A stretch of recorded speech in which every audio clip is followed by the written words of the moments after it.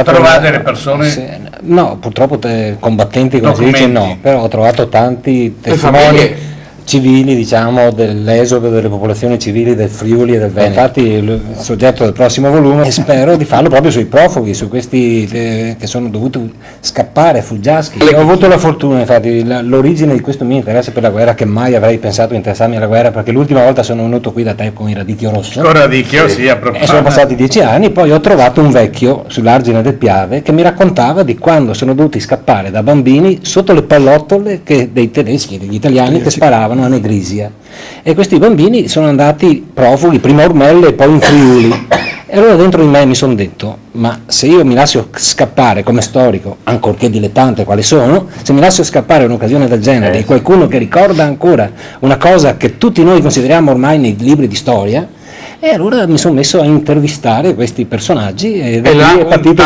quell'altro è una cosa che 150 interviste. Diciamo, questa è la base sulla quale si costruisce la storia. Mentre l'archivio, no, ci sono varie fonti della storia, ma le fonti d'archivio restano. Cos'è che ti ha colpito particolarmente andando a intervistare?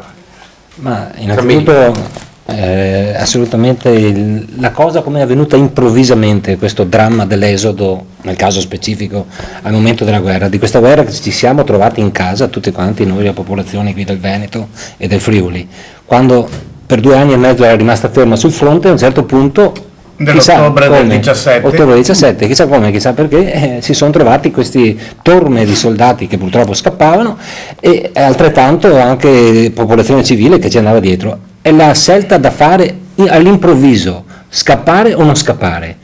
Allora a chi rivolgersi? Le autorità civili erano già scappate, questo non avevano dubbi. Il senso del dovere, no? Nel senso del dover scappare. Il re che c'era scappato. Il bello è che poi dopo la guerra, anzi durante l'esodo, durante l'anno della fame, diciamo, queste autorità civili accusavano di austriacantismo chi era rimasto, cioè i preti, nel caso specifico. Proprio adesso sto facendo una ricerca in Curia a Treviso, nell'archivio, e si nota come il vescovo Longhino avesse dato ordine di rimanere nel proprio posto per assistere chi restava, e infatti questi parroci dicevano: io resto finché resta l'ultima delle mie pecorelle, diciamo, io sono il pastore e devo restare con le mie pecore. Però le autorità civili erano già andati, in Curia nei confronti del popolo.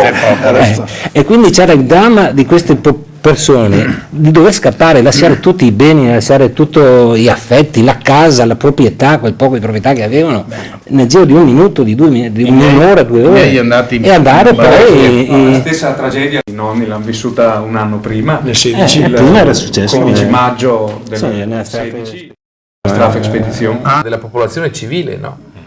Che è sempre quella che perde, perché poi basta guardare i dati delle guerre. Se muore 10 militari, muore 100 civili, no? È stata una progressione, perché nella prima guerra mondiale la percentuale era ovviamente la stragrande maggioranza erano militari.